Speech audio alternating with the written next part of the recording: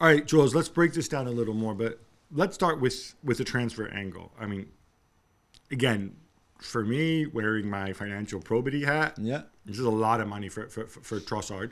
Yeah, but again, I hear you. If it wins you the title, I think it makes a difference because we talk about covering alternatives. Arsenal, with the exception of Gabriel Jesus, have been extremely fortunate with injuries this season. I mean, Partey's missed a bit of time. I think apart from that, I'm right in saying nobody's been out for an extended period. Right? Zinchenko a little bit, but does this send if I'm Smith Rowe, how do I kind of feel about this though? Because I wonder if Arteta sees Smith Rowe more as an Odegaard? Yeah. Or Saka on the other side. I think he's probably even better on the half space, on the left half space than the right one where Odegaard is. More maybe than the winger. But the good thing is you can put him as a winger.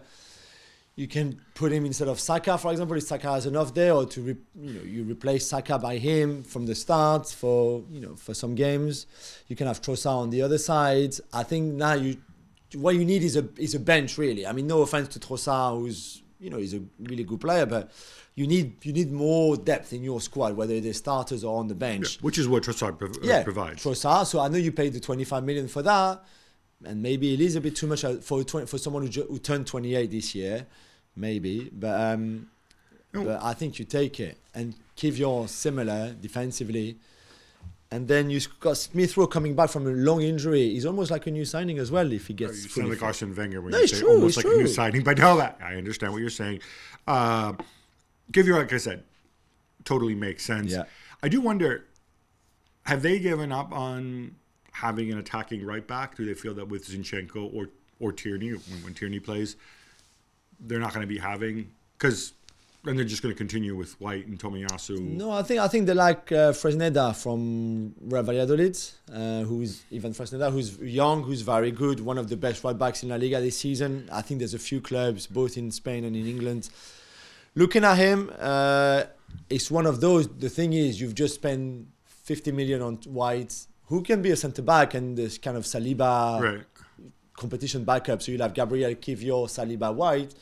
And then another 20 million, a bit less on Tomiyasu. If you go and spend another 20 million on Fresneda, then I don't know how that could work. It could work though. But I think midfield is the one where now they're looking at potentially. I mean, there were talks about Camavinga. I can tell you that there's no link with Camavinga at all, and Camavinga is not going to leave Real Madrid. But I think it's maybe where they're thinking. And that's more in the defensive midfield piece, right? So you're looking ahead, an alternative. You've got Sambi Lokonga there. There's Elneny, but for Xhaka replacement, for example, maybe someone like that, left-footed. I want to ask though about. I was thinking back to the Mudryk signing, right? Well, obviously they missed out on that, and presumably if they'd signed Mudryk, they would not have signed Trossard. Yeah. But if you bring in Mudryk. If I'm Martinelli or Saka, I mean, Saka's had a tremendous season, scored a ridiculous goal as well last night. If I'm Martinelli and you guys are trying to sign Mudryk, what does that mean for me? I mean, because Trossard's a different profile, right? Because Trossard tells me, okay, so you have a veteran guy who can play. He can play up front in a pinch. He can play wide, whatever. But if you bring in Mudryk and I'm Martinelli and I'm like, dude, we're like roughly the same age, right? Yeah. I'm a starter. I'm a starter on the team that's with me since I came back from my injury. We've gone from strength to strength. We're top of the table. Now you go and break the bank on Mudryk. What does it mean? Or were they looking at that also to get a bit of leverage, maybe, or a plan B over Saka? Because as you reminded me during the break, Saka has not yet extended his contract. No, he hasn't yet, and they're still hoping that he will commit his future to the club. And right now, you see how happy he is on the pitch. You see the result. You don't really see why he wouldn't, but he will decide and make his choice.